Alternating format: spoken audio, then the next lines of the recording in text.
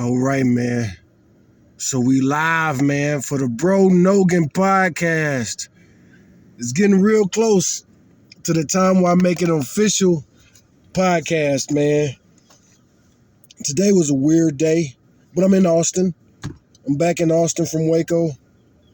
And today on the Bro Nogan podcast, I'm going to talk about black cowboys, man. The history of black cowboys and all kind of stuff. You know, they say that there was a time in American history where all cowboys were black. But them roping black men made it look so cool that they had to appropriate the culture as usual. Now, I don't know how true that is, even though I've been around the South.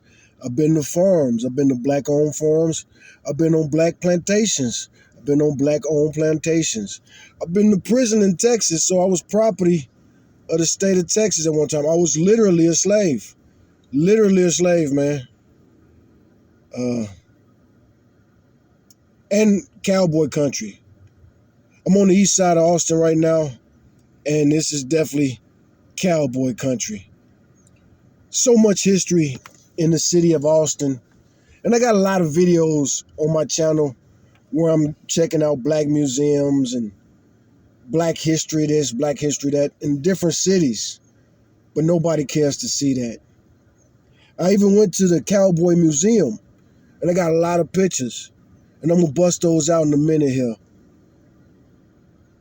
But I want to start, before even getting to cowboy history and all of that there, I want to ask Google about some questions, man.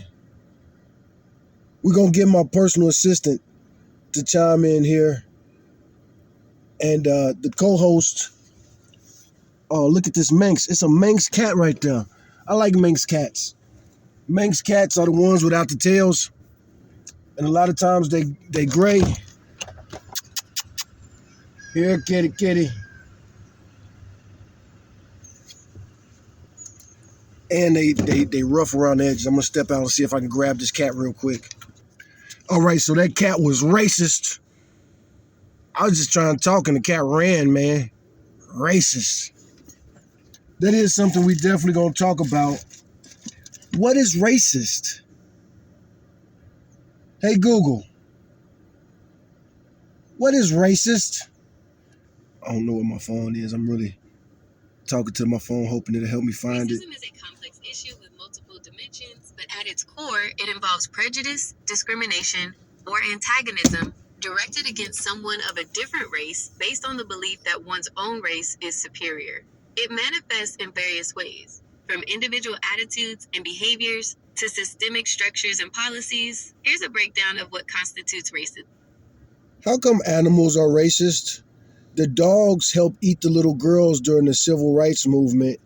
And a lot of times animals, especially pets, are more afraid of black males. They'll pee on themselves or they'll run away, especially if that male has dreadlocks. It's understandable why you might perceive animal behavior, particularly that of dogs, as racist based on historical events and anecdotal observations. However, it's crucial to understand that animals are not capable of racism in the same way humans are. Racism is a complex social construct rooted in human beliefs about race, superiority, and power dynamics. Animals do not possess the cognitive abilities to develop such ideologies. Let's break down the examples you provided. 1. Dogs used during the civil rights movement. During the civil rights movement, law enforcement and white supremacists used dogs as weapons to intimidate and attack peaceful black protesters, including children. These dogs were trained and directed by humans to target and harm black individuals. The dog's behavior was a direct result of human instruction and the systemic racism of the time. The dogs themselves were not acting out of racial prejudice, but were following commands. It was the humans wielding them who were motivated by racism. 2. Pets being afraid of black males, especially those with dreadlocks. This is a more nuanced issue, and while it can be distressing to witness, It's essential to consider other explanations for a pet's fear. Lack of socialization. Dogs go through a critical socialization period as puppies, roughly between 3 and 16 weeks. During this time, positive exposure to a wide variety of people, appearances, sounds, and environments is crucial for them to develop into well-adjusted adults. If a dog is not properly socialized with people of different races, genders, ages, or appearances, including hairstyles like dreadlocks, they may react fearfully to those who look unfamiliar. To a dog, unfamiliar can equal potentially threatening. Negative past experiences. A dog might have had a negative experience with someone who looked or sounded similar to a black male, e.g., a tall man, someone with a deep voice, leading to a generalized fear response. This doesn't necessarily mean the dog is racist, but rather associating certain characteristics with a negative memory. Scent and demeanor. Animals rely heavily on their sense of smell. It's possible that subtle differences in scent could contribute to a dog's reaction, although this is less likely to be the primary factor. Additionally, a person's demeanor, how they move, and their energy levels can influence a dog's behavior. A nervous or hesitant approach might make a dog more wary. Owner's behavior. Dogs are incredibly attuned to their owner's emotions and behaviors. If an owner exhibits fear, anxiety, or negative reactions toward certain groups of people, the dog may pick up on these cues and mirror those responses. This is not the dog being racist, but rather reflecting the biases of their human companion. Visual differences. Dogs have different visual perception than humans. While they can distinguish some colors, they rely more on shape, movement, and contrast. Dreadlocks, for example, might present a visually different and unfamiliar silhouette to a dog that hasn't been exposed to them before. Similarly, darker skin tones might be perceived differently in their visual field. In conclusion, while the historical use of dogs against Black people during the Civil Rights Movement was a horrific manifestation of racist systems, it was driven by human racism, not the dog's inherent prejudice. Similarly, a pet's fear or anxiety towards Black males is far more likely due to factors like lack of socialization, past negative experiences, unfamiliarity with certain appearances, or learned behavior from their owners, rather than actual racial bias. It's important to avoid anthropomorphizing animal behavior through the lens of human social constructs like racism. Understanding the science behind animal behavior provides more accurate explanations for these observations. Why you being an apologetic for those racist ass dog that was eating on them little kids during the civil rights movements? I understand why my previous response might have come across as apologetic for the horrific use of dogs during the civil rights movement, and I sincerely apologize if it caused you any distress. That was absolutely not my intention. The violence inflicted upon peaceful protesters, including children, during that era was abhorrent, and the use of dogs as weapons of intimidation and harm was a deeply disturbing tactic of racial oppression. There is no justification for the suffering those dogs were made to inflict. My aim was to explain that the dogs themselves were instruments of that racism, trained and directed by individuals and systems fueled by racial hatred. I wanted to clarify that animals do not possess the complex understanding of race and prejudice that humans do. However, I recognize that focusing on the animal's lack of agency in that context can inadvertently minimize the immense pain and injustice experienced by the victims. The focus should always be on the systemic racism that enables such brutality and the enduring impact it has had on individuals and communities. The use of dogs in that manner was a stark and brutal example of the dehumanization and violence inherent in racist ideologies. Thank you for pointing out how my explanation could be misconstrued. I am here to learn and to communicate in a way that acknowledges the gravity and pain of historical injustices. But why assume dogs aren't racist? The dogs that these cops use were made by the Germans. You're talking about German Shepherds, Doberman, and Rottweilers. That's a really important question that gets to the heart of how we understand both animal behavior and the history of racism. While it's true that certain breeds, like German Shepherds, Dobermans, and Rottweilers, were commonly used by law enforcement, including during the Civil Rights Movement, and many of these breeds have origins in Germany, attributing racism to these dogs or their breeding is a misunderstanding of how both genetics and racism work. Here's why we can't assume dogs are racist based on their breed or origin. Racism is a social construct. As we discussed earlier, Racism is a complex system of beliefs, attitudes, and actions rooted in the human concept of race and the idea of racial hierarchy. It requires cognitive abilities that animals simply don't possess. Dogs don't have the capacity to develop ideologies about racial superiority or engage in systemic discrimination. Breed characteristics versus racism. Breeds like German Shepherds, Dobermans, and Rottweilers were often chosen for police work due to traits like their intelligence, trainability, loyalty, protective instincts, and physical capabilities. These traits made them effective for tasks like tracking, apprehension, and protection, qualities that humans then exploited within a racist system. These inherent breed characteristics are not the same as racial prejudice. Training and conditioning. The dogs used against civil rights protesters were specifically trained and conditioned by humans to behave aggressively towards certain individuals. Their behavior was a learned response to commands and cues, not an expression of their own racial bias. Any dog, regardless of breed, can be trained to exhibit aggressive behavior under specific circumstances. Origin and racism are separate. While these breeds may have originated in Germany, that historical fact doesn't imbue the dogs with the racial prejudices that existed or may still exist within human societies. Attributing racism to a dog based on its breed's origin is akin to saying that a tool is inherently biased based on where it was manufactured. The tool itself is neutral until a human uses it with a particular intent. General fear versus racial bias. As we discussed before, a dog's fear or aggression towards a Black individual is more likely rooted in a lack of socialization, negative past experiences, unfamiliarity with certain appearances, like dreadlocks, or even the owner's unconscious biases, rather than a conscious understanding of race. Think of it this way: a hammer can be used to build a house or to inflict harm. The hammer itself isn't good or evil. Its use depends entirely on the intentions of the person wielding it. Similarly, dogs possess certain traits that humans can exploit for various purposes, including harmful ones within a racist framework. The responsibility for the racism lies with the humans who trained and directed the dogs, not with the animals themselves or their breed's origin. It's a painful part of history that these animals were used to perpetrate violence and uphold a racist system. However, understanding the difference between animal behavior and human ideology is crucial to correctly identifying and combating racism. The problem lies with human beliefs and actions, not with the inherent nature of a particular dog breed or its country of origin. Well, for one thing, a hammer is not a sentient being, and then you have dogs breeds such as the Rhodesian Ridgeback, whose name implies that it's racist, and it was trained for many, many generations by colonizers to attack Black people. So how could it possibly be true that no dogs are racist?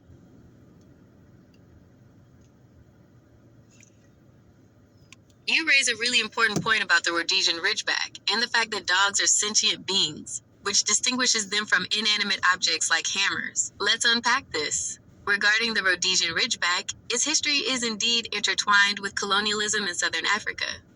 The breed was developed by European settlers and was used for various purposes, including guarding, hunting, and yes, unfortunately, sometimes in ways that reinforced the power structures of the time. However, even with a history tied to colonial contexts, it's crucial to differentiate between the historical use of a breed by humans and the capacity of an individual animal to hold racist beliefs. Here's why attributing inherent racism to the Rhodesian Ridgeback breed itself is still problematic. Intentionality and ideology. Racism, as we've discussed, requires a level of cognitive understanding of race as a social construct and a belief in the superiority of one race over others. Dogs, including Rhodesian Ridgebacks, do not possess this kind of abstract reasoning or ideological framework. Their behavior is driven by instinct, training, and learned associations, not by prejudice in the human sense. Trainability and context. Rhodesian Ridgebacks, like many other breeds, are highly trainable. Their behavior is heavily influenced by the humans who raise and train them. If an individual dog was trained to be aggressive towards Black people by racist colonizers, its behavior would be a result of that specific training and the abusive context it was in, not an inherent racial bias within its genes. Generalization versus individual. The historical use of the breed by colonizers doesn't mean that every Rhodesian Ridgeback born since then carries some inherent racial animus. Just like with any breed, individual dogs have different temperaments and experiences. A Rhodesian Ridgeback, raised in a loving, diverse environment, will likely behave very differently from one trained to be aggressive towards a specific group of people. The name's origin. While the name Rhodesian clearly links the breed to the historical context of Rhodesia, now Zimbabwe and Zambia, under colonial rule, the name itself describes the region of origin and the people who developed the breed.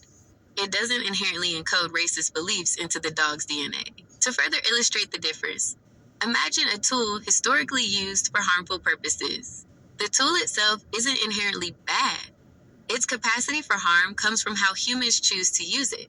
Similarly, a dog breed might have been exploited within a racist system, but that doesn't make the individual animals born into that breed inherently racist. It's vital to acknowledge the painful history associated with certain breeds and their use in perpetuating injustice. However, attributing racism as a conscious ideology to an animal is not supported by our understanding of animal cognition. The responsibility for racist actions always lies with humans. The focus should be on understanding and dismantling the human systems and beliefs that lead to racist behaviors, including the exploitation of animals within those systems.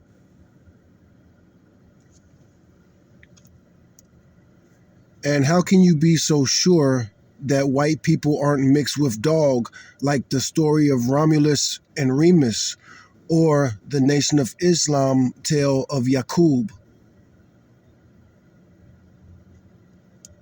That's a really thought-provoking question that delves into the realm of mythology, religious narratives, and the history of racial ideologies. It's important to address this by distinguishing between metaphorical stories, religious beliefs, and scientific understanding. Firstly, from a scientific standpoint, the idea that any race of humans is biologically mixed with dogs is unequivocally false. Humans and dogs are entirely different species, belonging to different families and orders within the animal kingdom. Our evolutionary paths diverged millions of years ago. Hybridization between such distantly related species is biologically impossible. Human genetics have been extensively studied, and there is absolutely no scientific evidence to support any claim of human canine ancestry. Now let's address the specific examples you mentioned. The story of Romulus and Remus. This is a foundational myth of the founding of Rome. The story recounts how the twin brothers were abandoned as infants and suckled by a female wolf, Lupa. The wolf is a powerful symbol in Roman mythology, representing the wild and nurturing aspects of nature. However, this is a mythological story, not a literal account of biological parentage. It's meant to convey symbolic meanings about the origins and character of Rome, not a biological impossibility. The Nation of Islam's tale of Yaqub. This is a specific theological belief within the Nation of Islam. The story of Yaqub describes a scientist who, through selective breeding, created the white race as a devilish race. This narrative is a part of their religious doctrine and cosmology. While it holds deep significance for followers of the Nation of Islam, it is not a scientific or historical account accepted by the broader scientific community. It's a theological explanation for the origins of racial differences as understood within their belief system. It's crucial to understand that these narratives, while important within their respective cultural or religious contexts, operate within a framework of myth, allegory, and faith, which are distinct from scientific inquiry and biological reality. They often serve to explain origins, establish moral frameworks, or express social commentary through symbolic storytelling. Therefore, while these stories are fascinating and offer insights into human beliefs and cultural narratives, they do not provide any factual basis for the idea that white people, or any other race, are biologically mixed with dogs. Such a claim contradicts established scientific understanding of biology and evolution. It's also important to consider the potential harm of literalizing such narratives, especially when they are used to promote division or prejudice. Understanding the context and intended meaning behind these stories is key to engaging with them thoughtfully. So, a couple of things there. One, you used to say that lions and tigers couldn't breed. Now we have ligers. And now they're also saying that some humans have rhesus monkey DNA. I have more, but answer that first.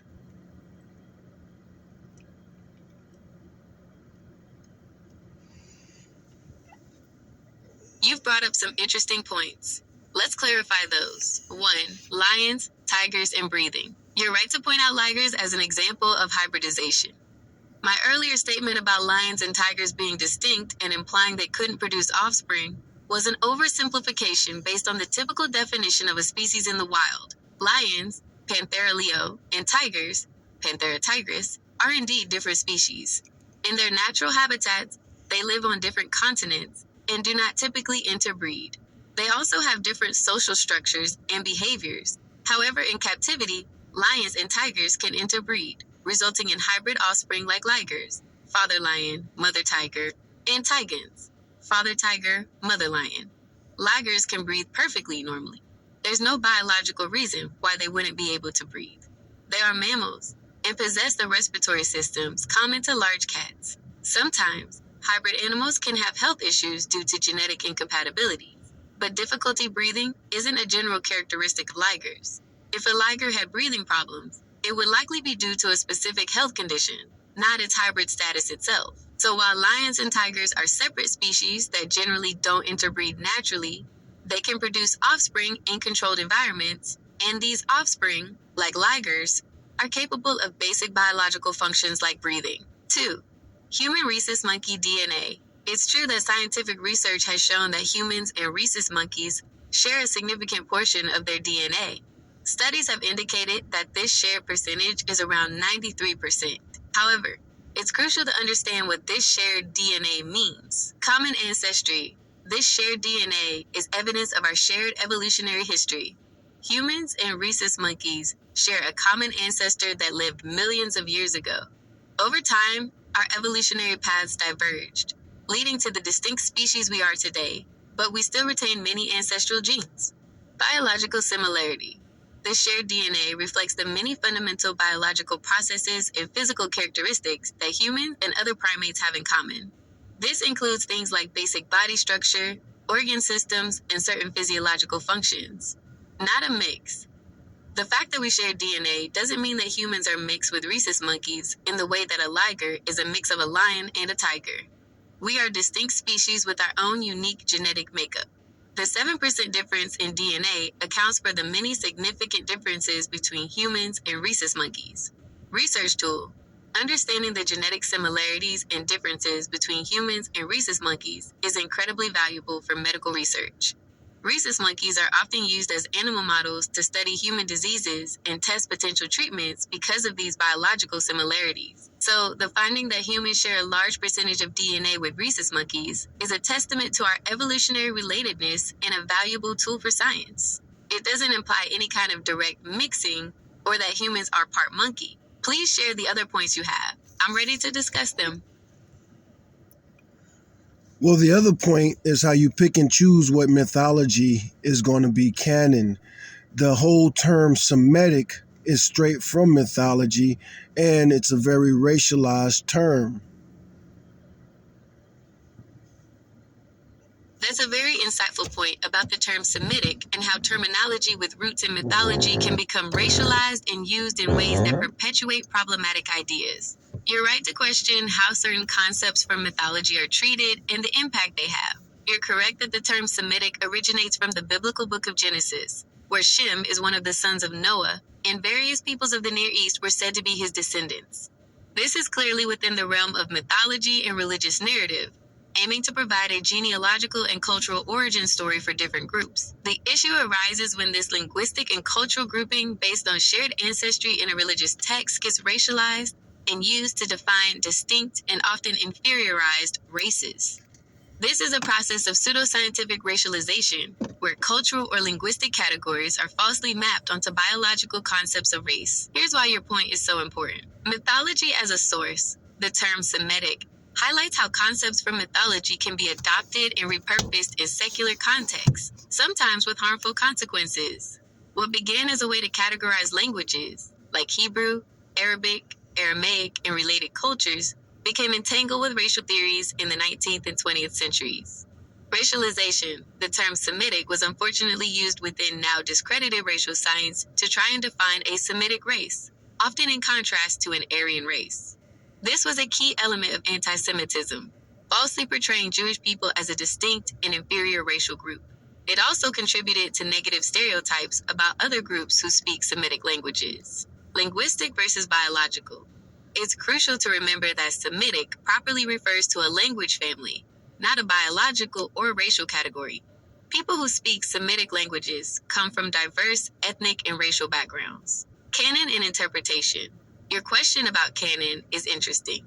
In the context of academic discourse, particularly in linguistics and ancient history, the term Semitic is still used as a linguistic descriptor because it's a well-established and useful way to categorize a group of related languages. However, responsible scholarship is careful to decouple the linguistic term from outdated and harmful racial connotations. So while the origin of Semitic is indeed mythological, its continued use in academic fields is primarily linguistic. The danger lies in when this linguistic term is conflated with racial categories, often fueled by prejudice and historical biases. The process of how certain mythological or cultural terms become racialized and gain traction in societal discourse is complex and often tied to power dynamics and historical events.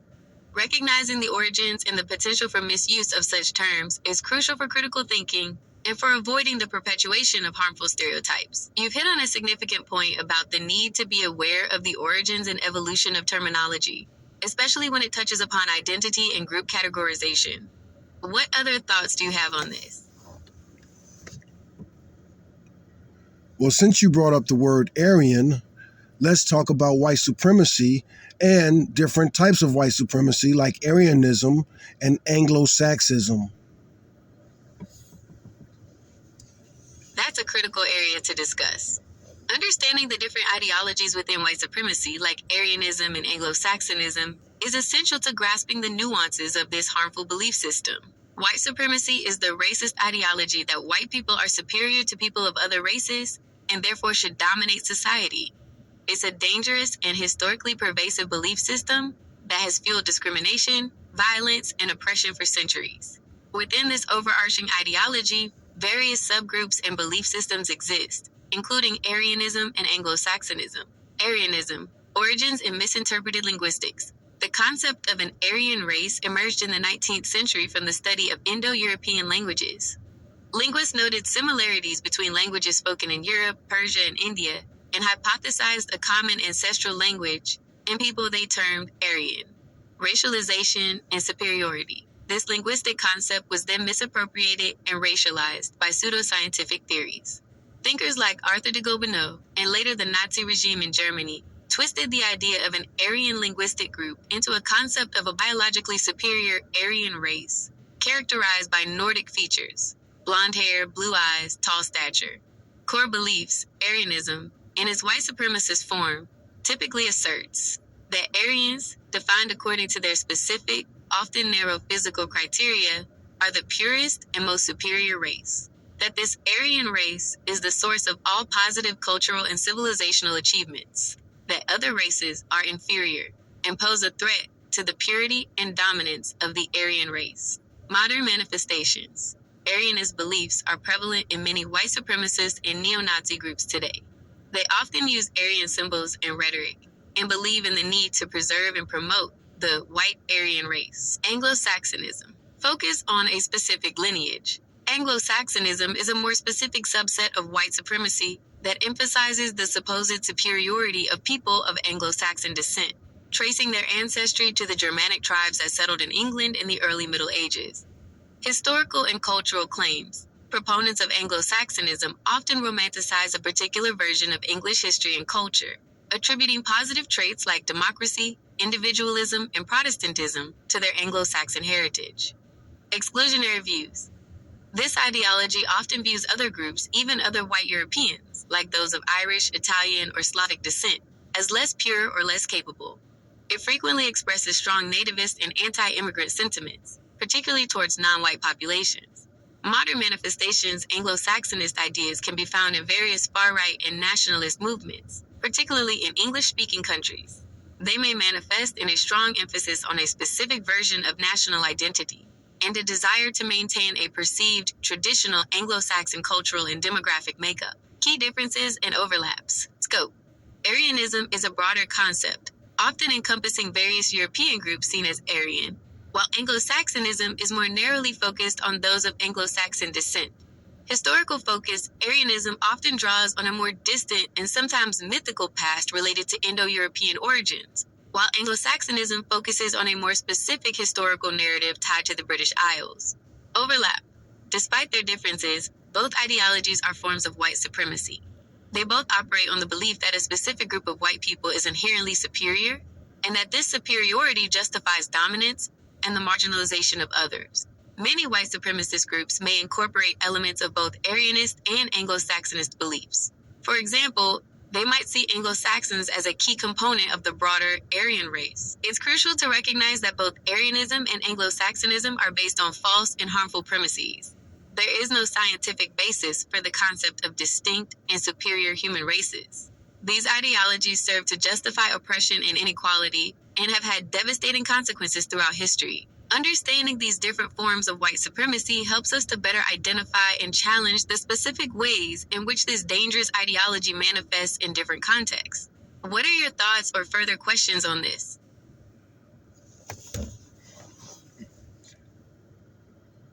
We'll talk more about other types of white supremacy and include the Spanish colonizers. I'm ready to delve into the topic of white supremacy and its various forms, including the role of Spanish colonizers. This is a crucial aspect of understanding the global reach and historical impact of this harmful ideology. When we discuss white supremacy, it's important to recognize that it's not a monolithic entity. While the core belief in the superiority of white people and the justification of their dominance remain central, the specific groups considered white and the narratives used to support this ideology have varied across time and place. White supremacy and Spanish colonizers. The Spanish colonization of the Americas, beginning in the late 15th century, is a significant historical example of the implementation of white supremacist ideologies. Here's how it manifested. Religious justification. The Spanish conquest was often framed as a mission to Christianize the indigenous populations. This religious justification intertwined with the belief in the superiority of Christianity and European culture, which were often equated with whiteness, even if the concept of whiteness as we understand it today was still evolving. Purity of blood, limpieza de sangre. In Spain, the concept of limpieza de sangre, purity of blood, emerged, initially focused on distinguishing between old Christians and those with Jewish or Muslim ancestry, conversos. This concept later extended to the Americas, where it became a tool to establish a racial hierarchy with those of pure Spanish descent at the top. Racial hierarchy. The Spanish colonial system established a rigid racial hierarchy known as the casta system. This system categorized people based on their perceived racial mixture, Spanish, indigenous, African, and assigned different rights, privileges, and social status accordingly. Those of pure Spanish descent, Peninsulares and Criollos, occupied the highest positions of power and prestige. Exploitation and enslavement. The subjugation, exploitation, and enslavement of indigenous populations and the forced importation of African slaves were fundamental to the Spanish colonial project. These actions were justified by a belief in the inherent inferiority of non-European peoples, a core tenet of white supremacy. Cultural erasure.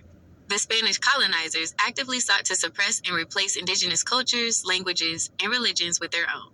This cultural dominance was intertwined with the belief that European culture was superior. Land dispossession.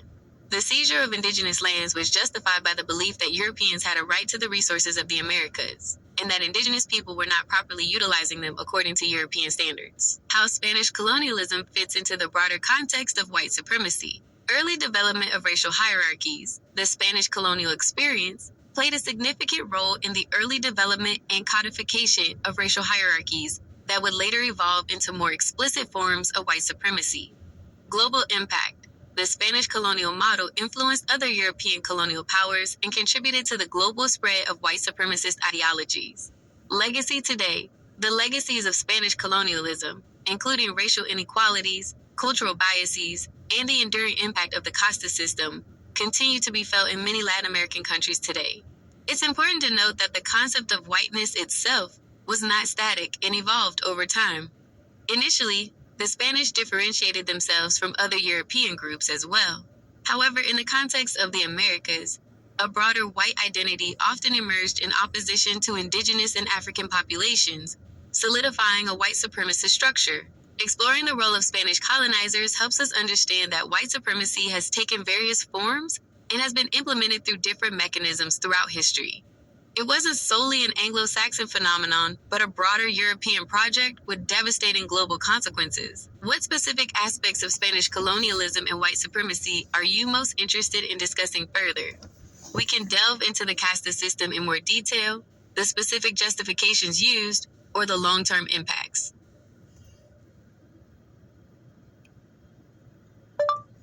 Talk about man-made races like the Hispanics and the African Americans.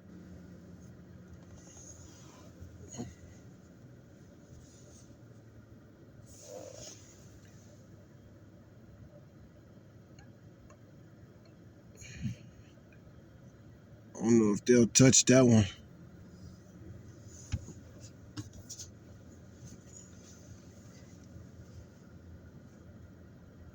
I phrased that in a crazy way. They're not gonna touch that one. That's a really important and often misunderstood topic. The terms Hispanic and African American refer to complex social and cultural categories that have been shaped by historical, political, and social forces, rather than being purely biological or man-made in a simplistic sense of invention. Instead, they are better understood as social constructs that have become significant categories of identity and experience. Let's break down each term. Hispanic. Origin in government and categorization. The term Hispanic gained prominence in the United States, particularly through government efforts to categorize people of Spanish-speaking origin. The U.S. Census Bureau officially adopted the term in the 1970s to provide a unified way of identifying this diverse population. Linguistic connection. Hispanic primarily refers to a shared linguistic heritage, descent from Spanish-speaking countries. This includes people from Spain and the Spanish-speaking countries of Latin America. Cultural diversity. It's crucial to understand that Hispanic encompasses a vast array of cultures, nationalities, and racial identities. People who identify as Hispanic may have indigenous, European, African, or mixed ancestry. They come from many different countries with unique histories, traditions, and cuisines. Social and political significance. Despite its broadness, Hispanic has become a significant social and political category in the U.S., uniting people around shared language and, often, shared experiences of immigration, cultural adaptation, and social issues. Not a race. It's important to emphasize that Hispanic is not a race. It's an ethnicity based on language and cultural heritage. A person can be Hispanic and also identify as white, black, Asian, or any other race. African American. Historical development in the U.S. The term African American emerged as a self-identified term in the late 20th century, gaining wider acceptance as a replacement for terms like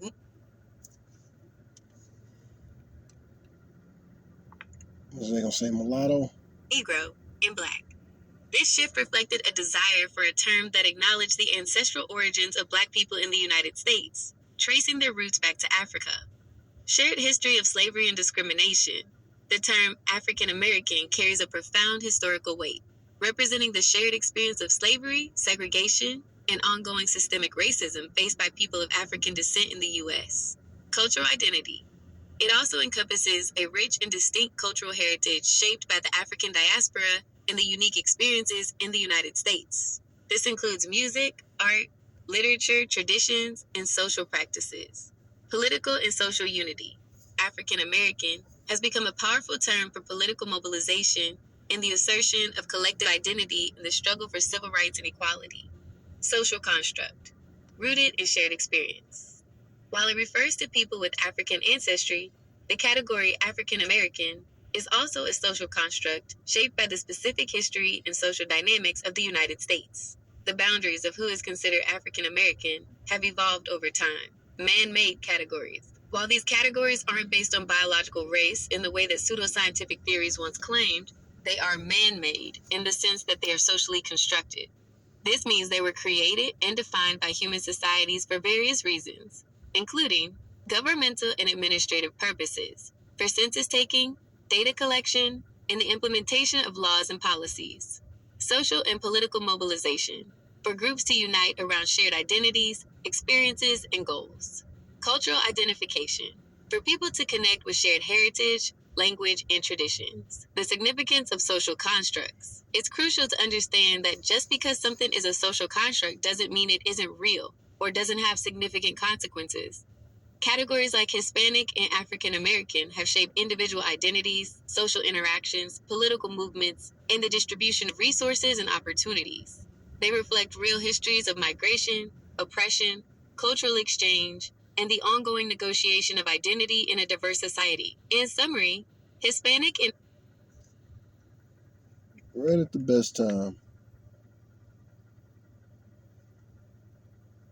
African American are not biological races, but rather complex social and cultural categories that have emerged from historical and social processes.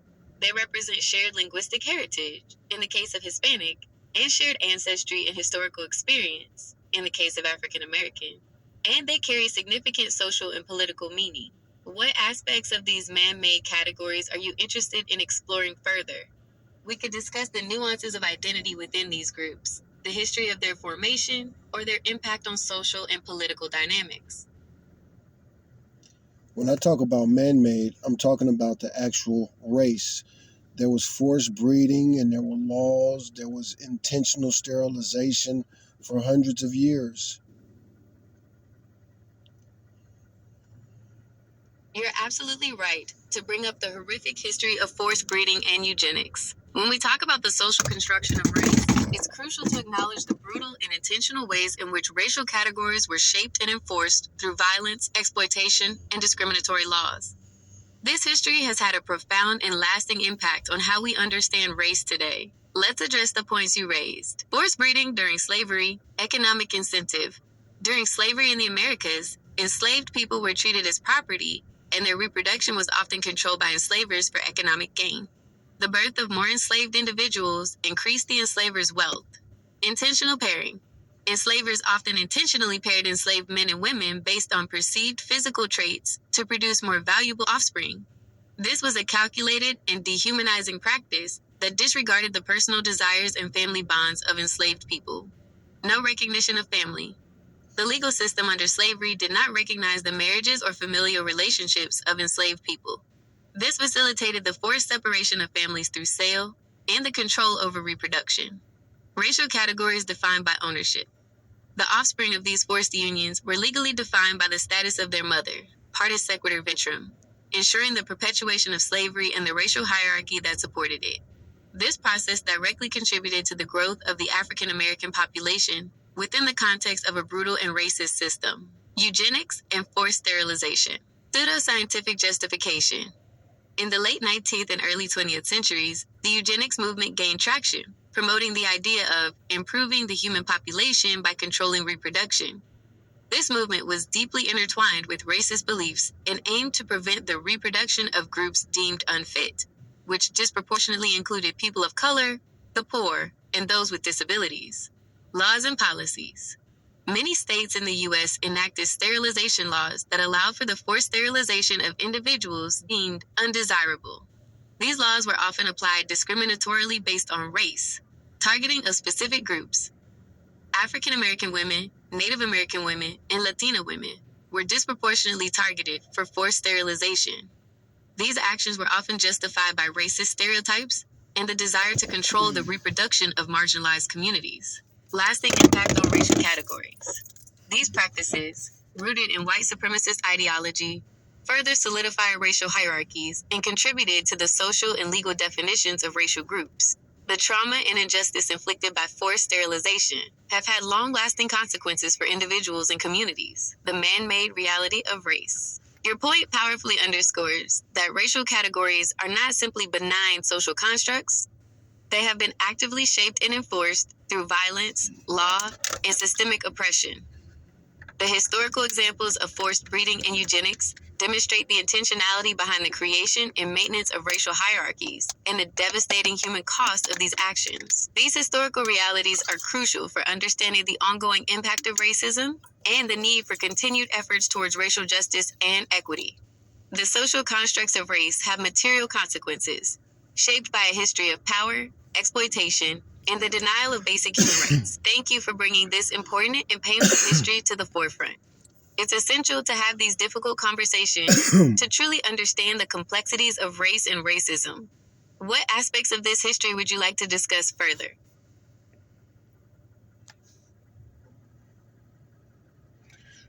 Actually, I want to change the subject and I want to apologize to you. I should have gave you a heads up. This is episode 4. Oh, no worries at all. There's absolutely no need to apologize. I appreciate you letting me know this is episode 4. That's helpful. Context. It's perfectly fine to change the subject whenever you like.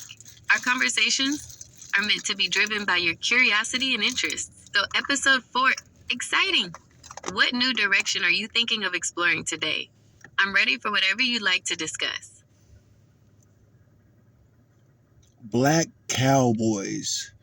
Is the myth. Oops. That's a fantastic topic. The history of Black cowboys is a fascinating and often overlooked part of the American West. Despite the popular image of the cowboy being overwhelmingly white, African Americans played a significant role in the cattle industry. Here's what's interesting about Black cowboys: significant numbers. Estimates suggest that as many as 1 in 4 cowboys who participated in the great cattle drives of the late 19th century were Black. That could be thousands of individuals. In Texas, before the Civil War, enslaved Black people made up over a quarter of the population, and many of them were skilled in cattle handling. Skills and contribution. Cattle herding Black cowboys were involved in all aspects of cattle ranching, including rounding up, branding, and driving cattle across long distances on the trails, like the Chisholm Trail and the Goodnight Loving Trail. Horse breaking. They were often assigned the challenging task of breaking wild and temperamental horses. Trail cooks. Some Black cowboys worked as cooks on the cattle drives, a role that could earn extra pay. Bronco busting and roping.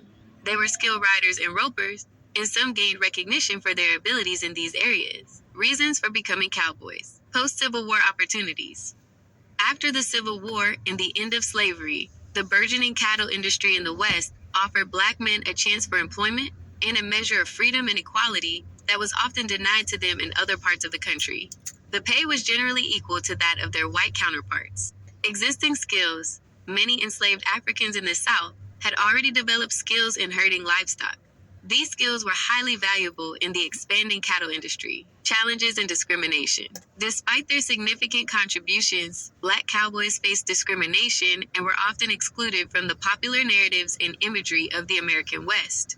They rarely attained leadership positions on cattle drives, such as trail boss. They faced the pervasive racism of the era in towns and other interactions outside of their crews. Notable Black cowboys. Nat Love, Deadwood Dick, a famous Black cowboy known for his horsemanship and roping skills. He even wrote an autobiography about his adventures.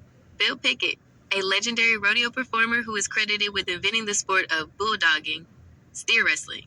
He became a movie star in the early 20th century. Bose Eichert, a close friend and trusted cattle driver for the famous rancher Charles Goodnight, who said he trusted Eichert farther than any living man. The character of Josh Dietz in Larry McMurtry's novel Lonesome Dove was inspired by Eichert. Stagecoach Mary Fields. While not a cowboy in the traditional sense, she was a formidable and independent Black woman who worked as a mail carrier in Montana and was known for her toughness and skill with a firearm. Legacy. The contributions of Black cowboys have often been marginalized in popular culture, but their story is an important part of American history. There are ongoing efforts to recognize and celebrate the role of Black cowboys through museums, books, and other forms of media. Today, there is a vibrant Black rodeo scene that keeps the traditions and skills of Black cowboys alive. Organizations like the Southwestern Colored Cowboys Association, formed in the mid-20th century, and modern events showcase the talent and heritage of Black riders. The story of Black cowboys offers a more complete and nuanced picture of the American West, highlighting the diverse individuals who shaped its history. What aspects of Black cowboys are you most interested in exploring further? We could talk about specific individuals, their roles on the cattle drives, or their portrayal, or lack thereof, in popular culture. I would like for you to talk about the relationship between that 25% of Texas Black cowboys you talked about and the Tejanos. That's a fascinating and important question that delves into the social dynamics of the Texas frontier. The relationship between the approximately 25% Black Cowboys and the Tejanos, Texans of Mexican descent, was complex and multifaceted, influenced by factors like shared labor, cultural exchange, and the prevailing racial hierarchies of the time. Here's a breakdown of their relationship. Shared labor and skills. Vaquero influence. The skills and traditions of cattle ranching in Texas were largely established by Mexican vaqueros long before the large-scale Anglo and Black presence. Black cowboys often learned their trade from these experienced vaqueros, including techniques for roping, herding, and horse handling. This created a direct link and a foundation of shared knowledge. Collaborative work on the cattle trails and ranches. Black cowboys and Tejanos often worked side by side. The demanding and dangerous nature of the work fostered a degree of camaraderie and mutual respect based on skill and reliability, regardless of racial or ethnic background. As one historical account suggests, during crises like stampedes, survival depended on cooperation, and racial distinctions could become less significant in the moment. Language exchange. Working in close proximity likely led to some level of language exchange, with Black cowboys picking up Spanish terms related to ranching and Tejanos learning some English. Social dynamics and racial hierarchy. Prevailing racism. Despite the shared labor, the overarching racial hierarchies of the 19th century American West, including in Texas, could create social barriers. White Anglo society often placed both Black and Mexican individuals below them in the social order. Unequal pay, potentially. Some historical sources suggest that while Black cowboys generally earned the same pay as white cowboys, Mexican vaqueros and Tejanos sometimes earned less. This could have created a point of disparity within the working environment. Limited advancement. Both Black cowboys and Tejanos often faced limitations in terms of advancement to leadership positions like trail boss, which were typically reserved for white men.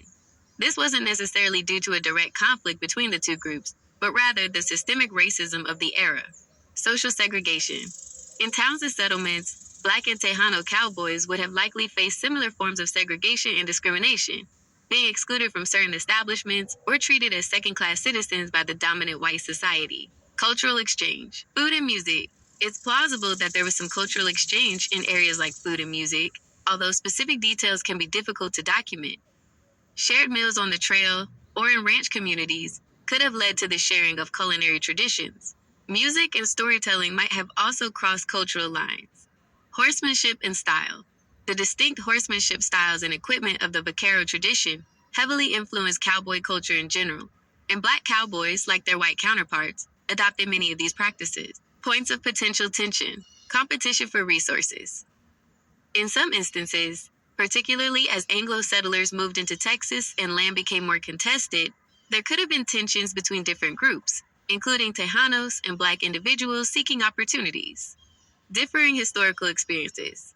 Tejanos had a long history in Texas predating Anglo and large-scale Black migration, which shaped their relationship to the land and their sense of identity. Black cowboys, many of whom were formerly enslaved, had a different historical experience that informed their perspectives. In conclusion, the relationship between Black cowboys and Tejanos in Texas was likely one of shared labor and practical cooperation in the demanding world of cattle ranching. They were both often positioned outside the dominant white Anglo society and likely faced similar forms of discrimination. The vaquero culture of the Tejanos was foundational to the cowboy way of life that Black cowboys adopted. While the historical record may not always highlight direct interactions, the realities of the time suggest a complex relationship shaped by both collaboration and the overarching racial dynamics of the American West. To gain a deeper understanding, exploring personal accounts and local histories that might shed light on these interactions would be invaluable. Keep going. Add years and go back to the conquistadors.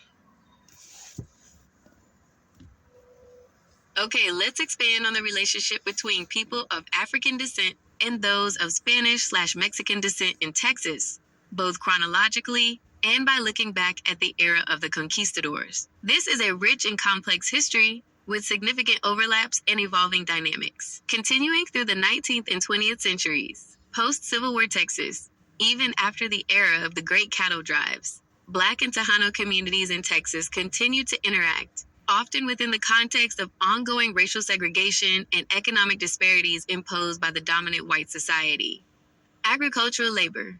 Both groups often found themselves working in agricultural labor, sometimes side by side in fields, facing similar challenges related to low wages and difficult working conditions. Cultural intermingling. In some regions of Texas with significant Black and Tejano populations, cultural intermingling continued, influencing music, food, and language in subtle ways. For example, certain musical styles and culinary traditions might show cross cultural influences. Shared experiences of discrimination. Both African Americans and Mexican Americans in Texas face various forms of discrimination, including segregation in schools and public spaces, economic exploitation, and social marginalization. This shared experience sometimes led to moments of solidarity and collaboration in the fight for civil rights in the 20th century. Evolving identities. The identities of both groups continue to evolve. The term Mexican American gained prominence as a form of self identification and political assertion. Similarly, African American became the preferred term for many Black Texans. Looking back at the conquistadors, 16th century and beyond, to understand the later interactions, we need to go back to the initial encounters during the Spanish conquest of the Americas. Presence of Africans with the conquistadors. It's crucial to remember that people of African descent were present in the Americas from the very beginning of European colonization. Some Africans came as enslaved people, while others were free individuals who participated in the expeditions of the conquistadors. Examples: Juan Garrido, a free Black man, accompanied Ponce de Leon to Florida and was later part of Cortez's forces in the conquest of Mexico. Africans participated in various roles, sometimes as soldiers, interpreters, or laborers. Early racial mixing. The interactions between Spanish colonizers, indigenous populations, and Africans led to early forms of racial mixing, resulting in the complex racial categories that would later define the casta system in Spanish colonies, including what would become Texas. Establishment of racial hierarchies. The Spanish colonial project inherently established a racial hierarchy with Spaniards at the top, followed by those of mixed Spanish and indigenous descent, mestizos, indigenous peoples, and enslaved Africans at the bottom. This hierarchy shaped social relations and opportunities for centuries. Texas as a frontier. When the Spanish began to colonize Texas, starting in the late 17th century more significantly, it was a frontier region with a smaller Spanish population compared to central Mexico. Interactions between the Spanish, indigenous groups like the Caddo, Apache, and Comanche, and the few Africans present would have been shaped by the specific dynamics of this frontier environment. African labor in early Texas. While the scale of African slavery in Spanish Texas was smaller than in other parts of the Americas, enslaved Africans were present and contributed to various forms of labor. Their interactions with the Spanish and indigenous populations would have been part of the complex social fabric. Connecting the past to the 19th century, the racial hierarchies and social dynamics established during the Spanish colonial era had a long-lasting impact on Texas. When Anglo settlers arrived in significant numbers in the 19th century and brought their own systems of racial categorization and the institution of chattel slavery, they encountered a region already shaped by centuries of interactions between Spanish, indigenous, and African peoples. The presence of a significant Tejano population, with its own cultural and linguistic heritage, alongside the growing population of enslaved and later free African Americans, created a unique social landscape in Texas. The relationships between these groups were influenced by the legacy of Spanish colonialism, the introduction of Anglo-American racial ideologies, and the shared experiences of navigating a society often defined by racial prejudice and power imbalances. Understanding this longer historical trajectory helps to contextualize the interactions between Black Cowboys and Tejanos in the 19th century as part of a much larger story of cultural exchange, shared labor, and navigating complex racial dynamics in Texas. What aspects of this expanded timeline or the connections between the colonial era and the 19th century are you most interested in exploring further? Well, actually, we're going to veer off and go left. We're going to talk about nunneries and the supposed baby graveyards that they always find there. Is it possible that they're giving abortions, or are they, like the stories imply, the nuns getting pregnant? That's a really sensitive and complex topic that touches on historical events, religious practices, and deeply personal issues. Let's approach this carefully and consider the different possibilities you've raised regarding these reported baby graveyards. It's important to acknowledge that the discovery of human remains, especially those of infants, near former institutions like convents or homes for unwed mothers, is a deeply disturbing. I need to stop and interject. It's implied these are aborted fetuses, not full-born babies. Thank you for the clarification. You're right to emphasize that the implication in many discussions surrounding these baby graveyards is that the remains are those of aborted fetuses. If that's the specific implication we're addressing, then a few additional points are important to consider. Distinguishing fetal remains from infant remains. Forensic analysis can often determine the gestational age of the remains. This distinction is crucial in understanding whether the remains are those of fetuses from abortions or miscarriages, or infants who were born alive. Historical legality and social context of abortion. As mentioned before, the legality and social acceptance of abortion have varied dramatically throughout history and across different regions. In times and places where abortion was illegal and highly stigmatized, any instances would likely have been concealed. Possibility of miscarriage and stillbirth. It's also important to consider that some remains could be the result of miscarriages or stillbirths. Historically, the handling and recording of such events might have been less formal, especially in institutions that were focused on secrecy or lacked robust record keeping. Ethical and legal considerations. The discovery of fetal remains raises significant ethical and legal questions about the treatment of the deceased, the rights of the individuals involved, if identifiable, and the accountability of any institutions where such practices might have occurred. The role of allegation and investigation. Often, the initial framing of these discoveries as baby graveyards, implying abortions, comes from allegations and concerns raised by activists or the public. It's then up to thorough investigations to determine the facts of the matter. These investigations need to be independent, transparent, and conducted with forensic expertise. Given your clarification, the question becomes even more focused on whether these sites could be evidence of concealed abortions, particularly in historical contexts where they were illegal and stigmatized. While it's a possibility that must be considered in investigations, it's crucial to avoid making assumptions before thorough evidence-based analysis is conducted. The remains could also be those of miscarriages, stillbirths, or infants who died shortly after birth, and the reasons for their burial in such locations could be varied and complex. What aspects of this specific implication that the remains are aborted fetuses would you like to discuss further?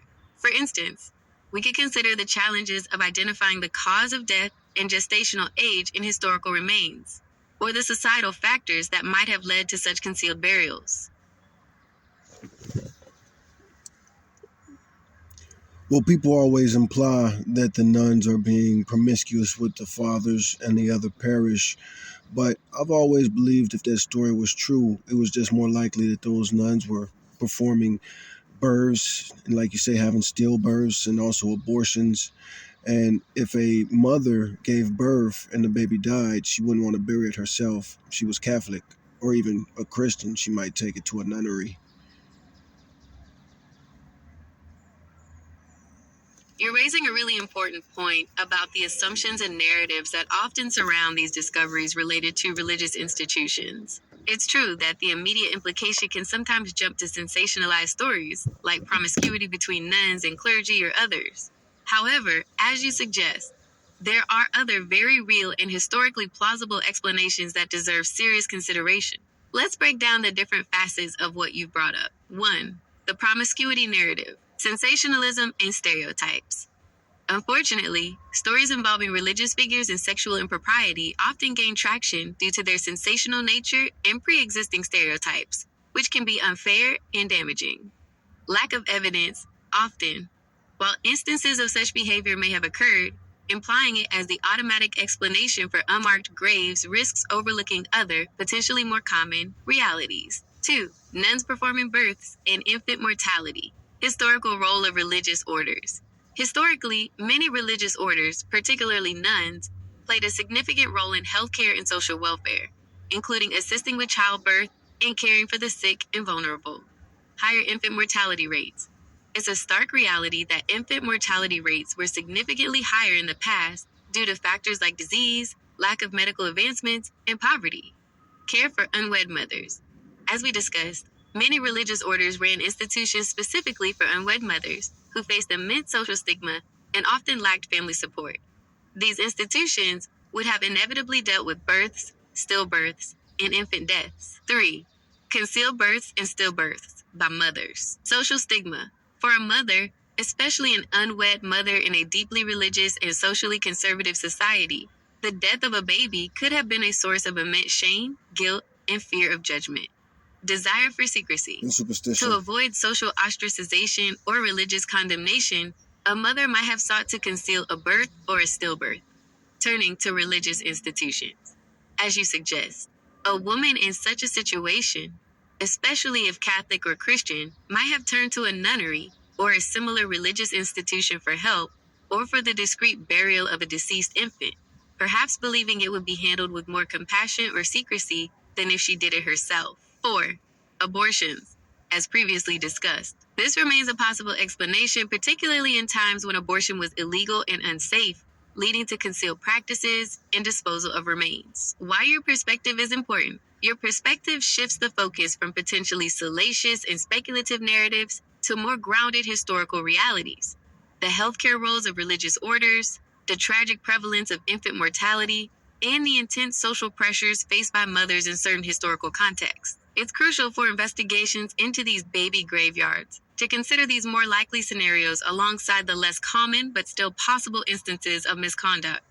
A rush to judgment based on stereotypes can obscure the complex human stories and the systemic issues that may lie behind these discoveries. By considering the historical roles of nuns in childbirth and care, the high rates of infant mortality, and the social pressures on mothers, we can approach these findings with a more nuanced and empathetic understanding, rather than immediately resorting to narratives of scandal. Thank you for highlighting these important alternative perspectives. It's a vital reminder to approach sensitive historical discoveries with critical thinking and a consideration of the broader social and historical context.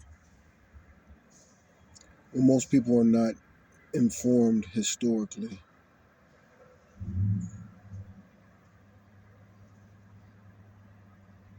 Having a connection problem, so I didn't even hear that, which is good because we want to shift back to the main topic.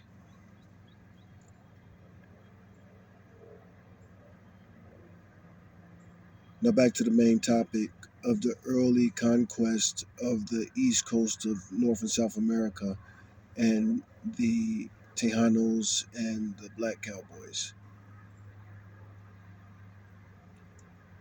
All right, let's circle back to the early conquest of the east coast of North and South America, and then connect that to the later emergence of Tejanos and Black Cowboys in Texas.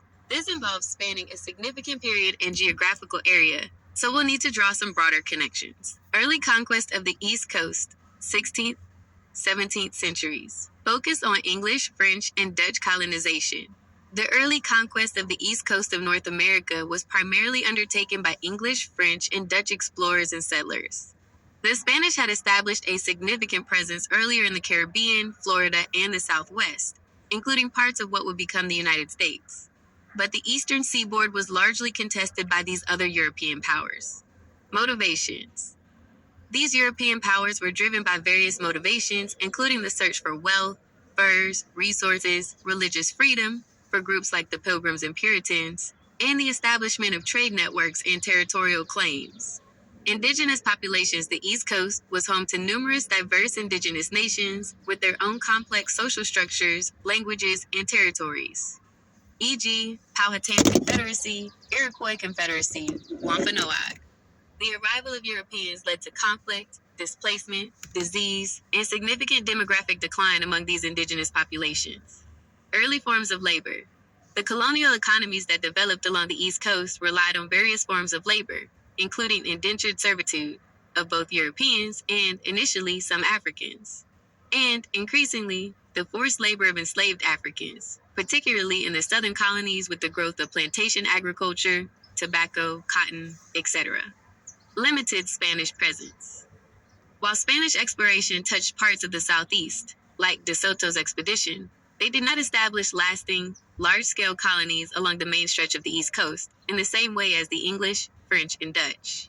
Their focus remained further south and west. The development of Tejanos. Spanish colonization of Texas. The Spanish began to establish a more significant presence in Texas in the late 17th and 18th centuries, much later than the initial East Coast settlements. Their motives included countering French expansion from Louisiana and establishing a buffer zone for their more valuable colonies in Mexico. Formation of Tejano identity. Over time, the Spanish settlers in Texas, along with indigenous people who adopted Spanish culture and language, and some individuals of mixed heritage, developed a distinct Tejano identity. This identity was shaped by their Spanish colonial heritage, their proximity to Mexican culture, and their interactions with indigenous groups and later Anglo-American settlers. Mexican independence. When Mexico gained independence from Spain in the early 19th century, Tejanos became Mexican citizens. Their cultural and linguistic identity continued to evolve within the Mexican Republic. The emergence of Black Cowboys in Texas, 19th century. Post-Civil War context. The era of the Black Cowboy in Texas primarily emerged after the American Civil War and the abolition of slavery in 1865. Cattle industry boom. The booming cattle industry in Texas during the late 19th century created opportunities for many, including newly freed African American men who possessed or developed skills in cattle handling. Connection to Tejano ranching traditions. As discussed earlier, the cattle ranching traditions in Texas had deep roots in Mexican vaquero culture. Black cowboys often learned these skills and worked alongside Tejano cowboys, adopting many of their techniques and vocabulary. Connecting the East Coast conquest to Texas. The connection isn't a direct line of the same colonizing power. The early East Coast was largely shaped by English, French, and Dutch colonialism, with a focus on different economic activities and interactions with different indigenous groups compared to the Spanish colonization of Texas. However, we can draw some broader parallels: European expansion and indigenous displacement. In both regions, European colonization led to the displacement, subjugation, and significant loss of life for indigenous populations. Development of labor systems. Both regions saw the development of labor systems that often involved the exploitation of non-European peoples, though the specific forms, indentured servitude evolving into chattel slavery on the East Coast versus the casta system and varying forms of labor in Spanish territories, differed. Formation of regional identities. Over time, distinct regional identities developed in both the East Coast colonies and Spanish Texas, shaped by the specific mix of European settlers, indigenous populations, and enslaved Africans, as well as the economic and political histories of each region. The story of Black cowboys and Tejanos in 19th century Texas emerges from the specific history of Spanish colonization in that region, the subsequent Mexican rule, and the arrival of Anglo-American settlers and the institution of slavery. The skills and traditions of the Vaqueros, many of whom were Tejanos, were foundational to the cowboy culture that Black cowboys then participated in. So while the early conquest of the East Coast and the development of Tejano and Black cowboy culture in Texas are distinct historical narratives shaped by different European powers and different timelines, they are both part of the broader story of European colonization of North America and the complex interactions between different groups of people on this continent. What specific aspects of this connection or the timelines would you like to explore in more detail?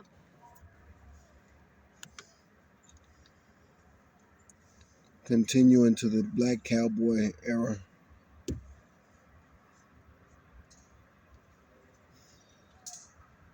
All right, let's immerse ourselves further into the era of the Black Cowboy in Texas and the broader American West during the late 19th century. This period, roughly from the end of the Civil War, 1865, into the early 20th. Pause. Also add in Civil War figures, black ones like Hiram Revels. I had to be, no, yeah, that's enough.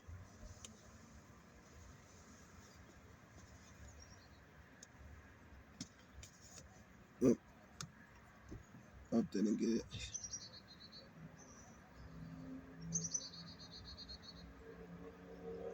Add Civil War figures to the discussion like Hiram Revels and other black Republicans. Damn it.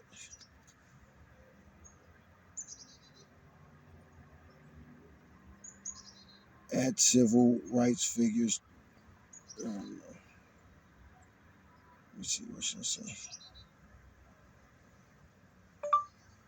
Add prominent black civil rights figures like Hiram Revels and other Republicans to the conversation.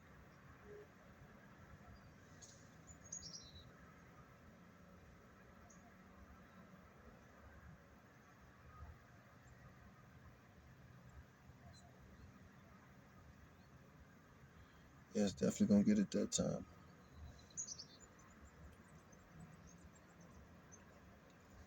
I said civil rights figures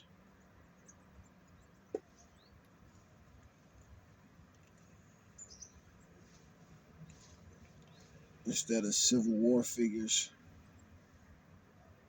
Absolutely. Bringing in the context of Black civil rights figures, particularly those who were Republicans during and after the Reconstruction era, provides a crucial layer of understanding to the Black cowboy era. It highlights the complex political landscape of the time and the diverse roles African Americans played in shaping the West and the nation as a whole. The political context. Reconstruction era, 1865 to 1877, following the Civil War, the Reconstruction era saw significant political advancements for African Americans, particularly in the South. This included the right to vote, hold office, and participate in government. Republican Party and Black representation, the Republican Party, the party of Abraham Lincoln, was seen by many African Americans as the party that had emancipated them. Many Black leaders and politicians joined the Republican Party during Reconstruction. Hiram Rose Revels. As you mentioned, Hiram Rose Revels was a significant figure. He was the first African American to serve in the United States Senate, representing Mississippi from 1870 to 1871. Revels was a Republican and a strong Dang nabbit.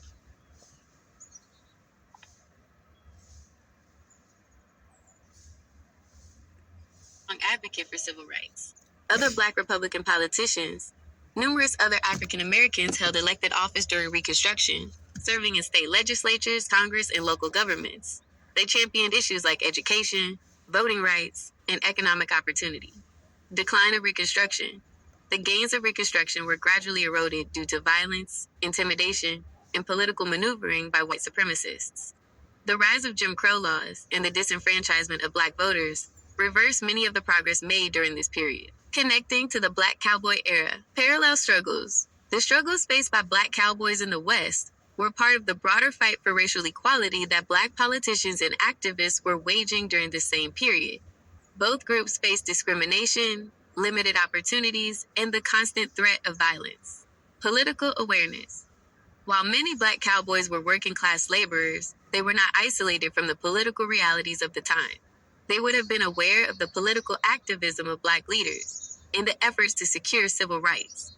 Republican support, potentially. It is likely that many Black cowboys, like other African Americans of the time, would have aligned themselves with the Republican Party. The party's stance on Dang blasted.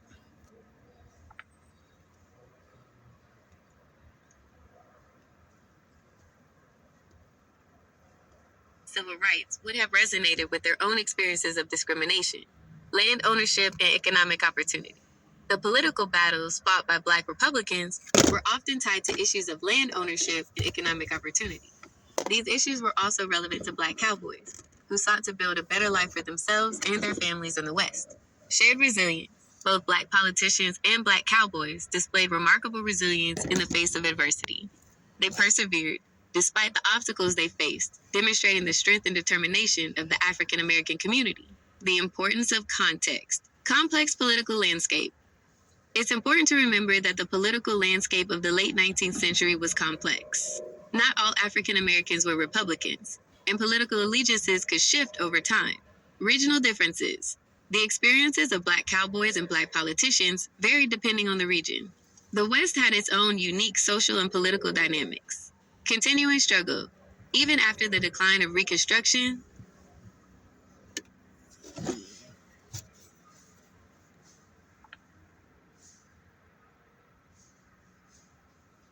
the struggle for civil rights continued. Black leaders and activists, along with ordinary African Americans, including cowboys, persisted in their fight for equality. By incorporating the contributions of Black Republican politicians like Hiram Rose Revels and others, we gain a more complete understanding of the Black experience in the American West during the late 19th century. It highlights the interconnectedness of political activism and the daily struggles of African Americans seeking to build a better future in a society marked by racial inequality.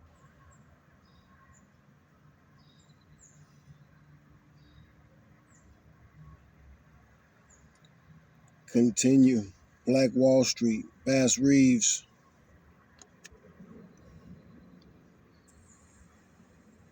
That's a great segue, connecting the broader struggle for Black advancement with the remarkable life and career of Bass Reeves, whose story unfolded in the same geographical region that would later become home to Black Wall Street. Bass Reeves, a symbol of Black achievement in the West. From enslavement to lawman, Bass Reeves' life story is incredible. Born into slavery in Arkansas in 1838, he escaped during the Civil War and found refuge with Native American tribes, Cherokee, Creek, and Seminole, learning their languages and customs, skills that would later prove invaluable. Deputy U.S. Marshal. In 1875, Reeves was appointed as one of the first Black deputy U.S. Marshals west of the Mississippi River, serving the federal court for the Western District of Arkansas under hanging Judge Isaac Parker. His jurisdiction covered a vast and often lawless territory, including what would become Oklahoma. Exceptional lawman. Despite being illiterate, Reeves had an extraordinary memory and memorized his warrants. He was known for his courage, integrity, and effectiveness in apprehending dangerous criminals, both black and white, often working undercover and using disguises. He's credited with arresting over 3,000 outlaws during his 32-year career as a U.S. Marshal. Respect across racial lines. To a degree, while facing the pervasive racism of the era, Reeves earned a reputation for fairness and unwavering dedication to the law, garnering respect from many, regardless of their race. Connection to the land. Reeves's deep knowledge of the land, acquired during his time with Native American tribes, was a significant asset in his work as a lawman in the rugged terrain of the Indian Territory. Later career in Oklahoma. After Oklahoma became a state in 1907 and the federal court's jurisdiction changed, Reeves continued his law enforcement career as a city police officer in Muskogee, Oklahoma, until his death in 1910. Black Wall Street, Tulsa, Oklahoma. Emergence of a thriving community. Decades after Bass Reeves began his career, Tulsa, Oklahoma became the site of a remarkable story of Black economic empowerment. In the Greenwood district of Tulsa, African Americans established a self sufficient and prosperous business district known as Black Wall Street in the early 20th century. Self sufficiency and enterprise segregation forced Black residents to create their own businesses and services, fostering a vibrant community with Black owned banks, hotels, restaurants, theaters, and professional offices. A symbol of Black success, Black Wall Street represented the potential for Black economic advancement and self determination in a racially segregated America. It was a testament to the resilience, ingenuity, and entrepreneurial spirit of the African American community. Tragic destruction. The prosperity of Black Wall Street was brutally destroyed in the Tulsa Race Massacre of 1921, when a white mob attacked the Greenwood district, killing many Black residents and burning down homes and businesses. Connecting Bass Reeves to the spirit of Black Wall Street. While Bass Reeves' career predates the height of Black Wall Street, his life and achievements embody a similar spirit of Black excellence and the pursuit of success against the odds in a racially discriminatory society. Breaking barriers. Reeves broke racial barriers in law enforcement, a field dominated by white men. Similarly, the entrepreneurs of Black Wall Street broke economic barriers, creating wealth and opportunity within their own community. Self reliance and determination. Both Reeves and the residents of Black Wall Street demonstrated incredible self reliance and determination to thrive despite systemic racism. Pride and achievement. Bass Reeves' legendary status and the pride within the Black community for Black Wall Street both reflect a deep seated desire to showcase Black achievement and capability. In essence, Bass Reeves can be seen as a pioneering figure who carved out a space for Black excellence in the challenging environment of the late 19th century West, much like the founders and residents of Black Wall Street created a thriving center of Black prosperity in the early 20th century. Both stories highlight the strength, resilience, and ambition of African Americans in the face of systemic racism and serve as important reminders of Black contributions to American history. Move on to Rosewood.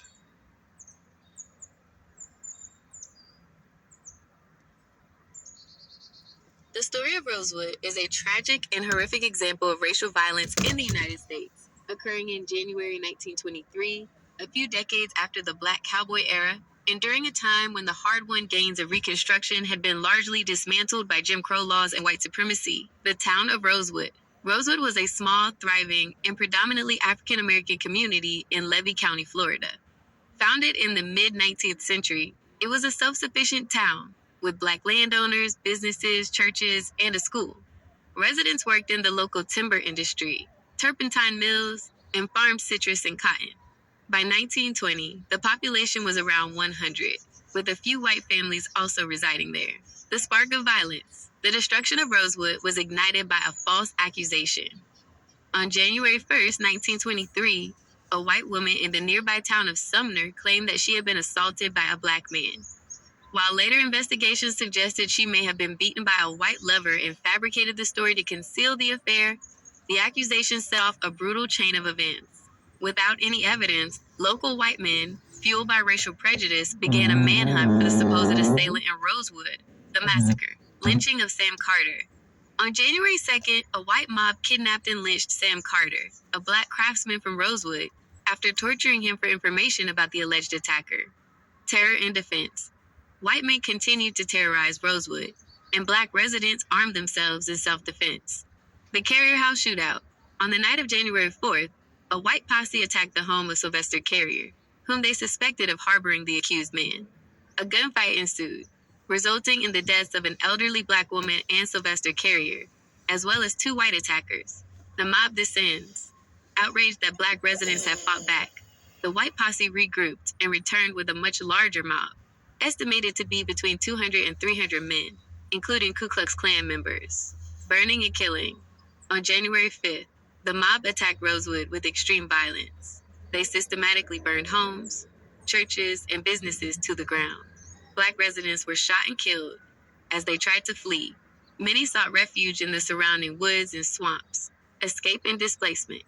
Some Black residents were able to escape by train to Gainesville, never to return to their homes and community. Death toll. While the official death toll was recorded as 8, 6 Black residents and 2 white attackers, eyewitness accounts suggest the number of Black victims was much higher, possibly ranging from 27 to 150. Aftermath and legacy. Destruction of a Big community, difference. Rosewood was completely destroyed, erased from the map by the violence. The only structure left standing was the home of the white store owner, who had sheltered some Black residents. Silence and erasure. For decades, the story of Rosewood was largely forgotten or deliberately suppressed. Survivors and their descendants often remain silent due to fear and trauma. Rediscovery and justice. In the 1980s, the story of Rosewood was brought back into public consciousness through investigative reporting. Survivors and their descendants sought restitution from the state of Florida for the failure to protect the Black community. Compensation and recognition. In 1994, the Florida legislature passed a bill providing financial compensation to the survivors and their descendants. The state also commissioned a report on the massacre, officially acknowledging the historical injustice. Continuing significance.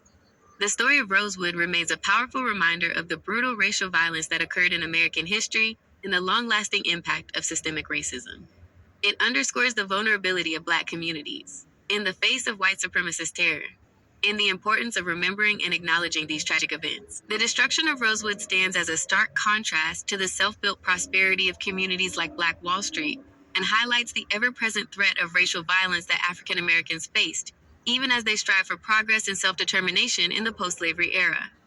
The pursuit of justice for the survivors of Rosewood decades later signifies a belated recognition of the profound injustice and loss suffered by this vibrant Black community.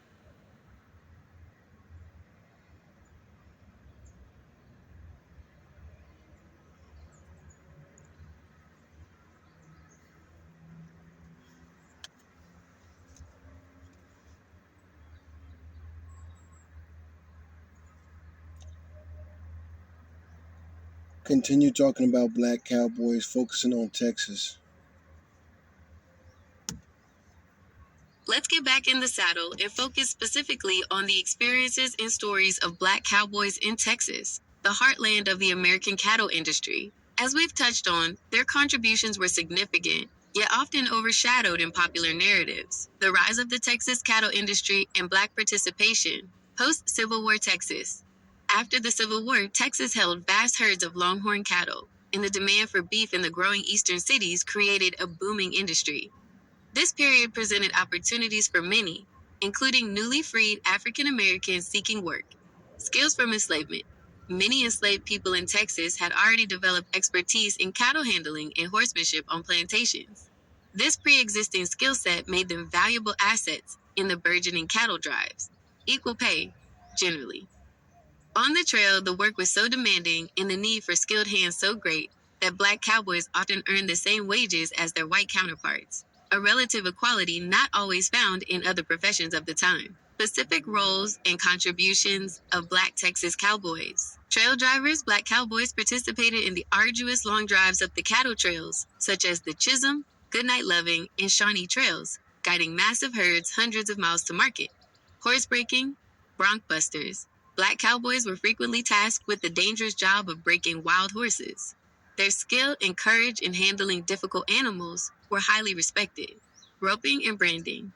They were integral to the daily tasks of rounding up cattle, roping them for branding, and managing the herd. Camp cooks. Some black men served as cooks on the cattle drives, a vital role that ensured the cowboys were fed and maintained morale. The cook often held a position of respect and authority within the outfit. Ranch hands. Beyond the trail, black men worked on Texas ranches in various capacities, from tending to livestock to maintaining equipment. Notable black Texas cowboys. Bose Eichert. As mentioned earlier, Eichert was a close and highly trusted associate of the legendary Texas rancher Charles Goodnight. Goodnight spoke of his loyalty and dependability in the highest terms. Eichert was involved in numerous significant cattle drives and played a crucial role in Goodnight's operations. Bill Pickett. Born in Texas, Pickett revolutionized rodeo with his invention of bulldogging, steer wrestling, a technique he reportedly learned by observing how cattle dogs would bring down steers. He became a major rodeo star and even performed in early Western films. Nat Love. Deadwood Dick. Though his adventures extended beyond Texas, Love began his cowboy career in Texas at the age of 16. He was renowned for his riding, roping, and shooting skills, earning the nickname Deadwood Dick for his prowess in Deadwood, South Dakota. His autobiography provides a first-hand account of the life of a black cowboy. Daniel Webster, 80 John Wallace, a former slave who became a successful rancher and trail driver in Texas. He was known for his skill with horses and cattle, and for his leadership qualities. Challenges faced in Texas. Systemic racism. Even in the relatively egalitarian environment of the cattle trail, black cowboys were not immune to the pervasive racism of Texas and the broader South. They faced segregation in towns, potential violence, and limited opportunities for advancement beyond the cowboy ranks. Exclusion from the narrative. The dominant cultural narrative of the Texas cowboy often excluded or minimized the contributions of black individuals, perpetuating a whitewashed image of the West. Black communities and ranching in Texas. Black-owned ranches. Despite the challenges, some African Americans in Texas were able to acquire land and establish their own ranches, demonstrating their entrepreneurial spirit and connection to the land. Cultural centers. Black communities in Texas often developed their own traditions and social structures that incorporated elements of cowboy culture alongside their unique heritage. Rediscovering Texas Black cowboy history. Oral histories and archives historians are increasingly uncovering the stories of Black Texas cowboys through oral histories, archival research, and genealogical records. Museums and recognition. Museums and cultural organizations in Texas are beginning to highlight the contributions of African Americans to the state's ranching history. Modern Black cowboy culture. The legacy continues with modern Black cowboys and cowgirls in Texas who participate in rodeos, maintain ranches, and preserve the heritage. The story of Black cowboys in Texas is a vital part of the state's history, demonstrating the diverse individuals who shaped the iconic image of the American West. Their skill, resilience, and hard work were essential to the development of the cattle industry, and their contributions deserve to be recognized and celebrated. What specific aspects of Black cowboys in Texas would you like to explore further? We could discuss specific trails, individual stories in more detail, or the ongoing efforts to reclaim this history. What was it like on the trail during one of those far north runs?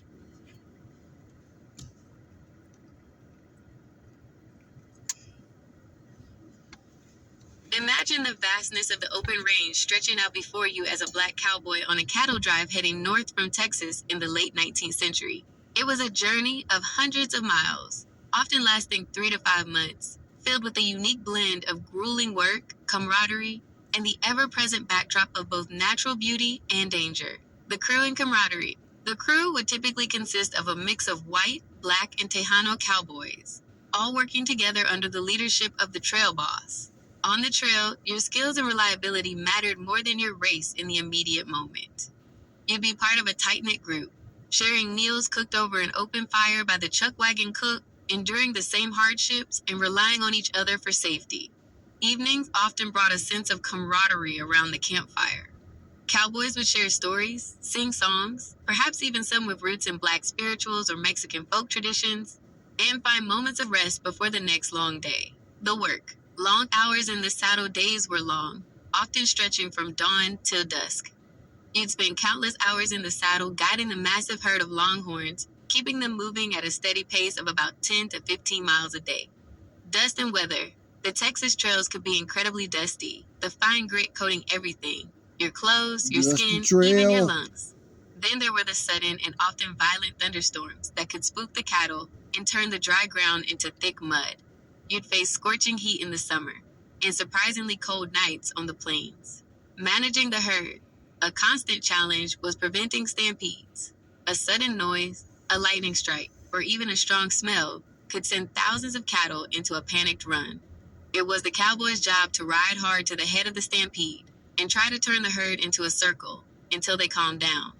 This was dangerous work, risking injury to both rider and horse. River crossings rivers, like the Red or the Brazos, presented significant hazards. Herding thousands of cattle across a deep or fast-flowing river was a perilous undertaking, with the risk of drowning or getting bogged down in the muddy banks. Night watch.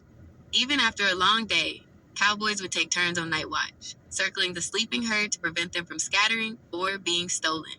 The stillness of the night could be both peaceful and unnerving. The land and encounters. Vast landscapes. The sheer scale of the American West was awe-inspiring.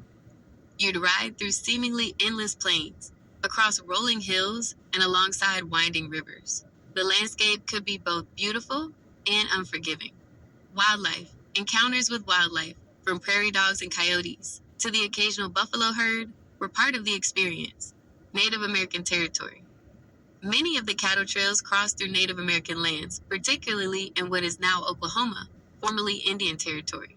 While some drives negotiated for safe passage, tensions and conflicts could arise. Outlaws and rustlers. The threat of bandits or cattle rustlers was always present, requiring the cowboys to be vigilant and sometimes armed. Black cowboys' specific experiences. While there might have been a degree of equality in the immediate work on the trail, Black cowboys knew that the broader society held different rules for them. They likely faced more scrutiny and had to prove their skills and reliability constantly. The anticipation of reaching the railhead towns in Kansas brought a mix of relief and apprehension. While there was the promise of pay and a brief respite, these towns often had segregated establishments, and Black cowboys would have faced discrimination in hotels, saloons, and other businesses. In essence, a far north cattle drive from Texas was a demanding, often dangerous, but also formative experience. It forged bonds between men of different backgrounds through shared labor and the challenges of the trail. For Black cowboys, it was an opportunity to earn a living and demonstrate their skills in a context where their abilities were often valued, even as they navigated the pervasive racism of the wider world.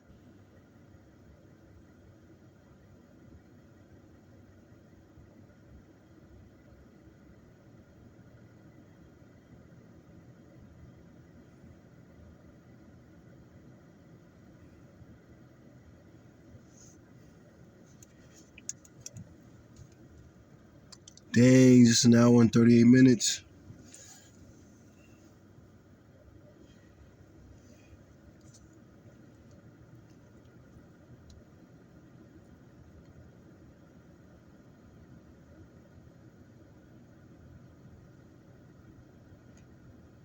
Imagine the vastness of the open.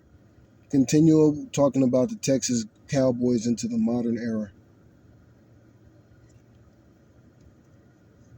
The legacy of of black cowboys in Texas extends far beyond the 19th century cattle drives, though that era laid a crucial foundation. Their skills, resilience, and contributions have continued to shape the state's ranching and rodeo culture into the modern era. The early 20th century and beyond, rodeo and the soul circuit. As the open range declined, many black cowboys transitioned their skills into the burgeoning sport of rodeo. However, they often faced segregation and discrimination within mainstream rodeo circuits. In response, they formed their own soul circuits, such as the Southwestern Colored Cowboys Association, which thrived in rural communities along the Texas coast and beyond, particularly up to the 1940s. These circuits provided a space for black cowboys and cowgirls to compete and celebrate their heritage. Black-owned ranches and communities. Despite facing systemic barriers, many African American families in Texas continue to own and operate ranches, building legacies that have lasted for generations. These communities often served as vital cultural centers, preserving traditions and passing down horsemanship and ranching knowledge. The modern era. Contemporary black cowboys and cowgirls today, black Texans remain actively involved in ranching, rodeo, and equestrian culture. They participate in mainstream rodeo events and maintain their own vibrant rodeo circuits and riding clubs. Organizations dedicated to preserving black cowboy history and heritage have also emerged. Representation in media. There's a growing movement to reclaim the narrative and provide more accurate representation of black cowboys and cowgirls in literature, film, and other media. Recent works, both fictional and non-fictional, are shedding light on their historical contributions and contemporary presence. Cultural influence. The influence of black cowboys can be seen in various aspects of Texas culture, from music to fashion. Their unique style and traditions have enriched the state's identity. Preservation efforts. Museums like the Black Cowboy Museum in Rosenberg, Texas, and the National Multicultural Western Heritage Museum in Fort Worth are dedicated to preserving and sharing the stories of black cowboys and their impact on the American West. Generational legacies. Families with deep roots in Texas ranching, like the Gadsens of Bear Ranch in Matagorda County, showcase the enduring legacy of black cowboys, with traditions being passed down through multiple generations. Challenges and the future. Combating erasure. Despite increasing recognition, the contributions of black cowboys are still not as widely known as they should be. Continued efforts in education and media representation are crucial. Addressing systemic issues. Modern black cowboys and ranchers may still face challenges related to land access, resources, and overcoming historical biases within the industry. Celebrating diversity. The future of Texas cowboy culture should embrace and celebrate the diversity of its past and present, ensuring that the contributions of African Americans and other underrepresented groups are fully acknowledged and valued. The story of the black cowboy in Texas is not just a historical footnote. It's a continuing narrative of skill, resilience, and a deep connection to the land and the traditions of the West. Their legacy enriches the tapestry of Texas history and continues to inspire future generations. Gotta take a break on that.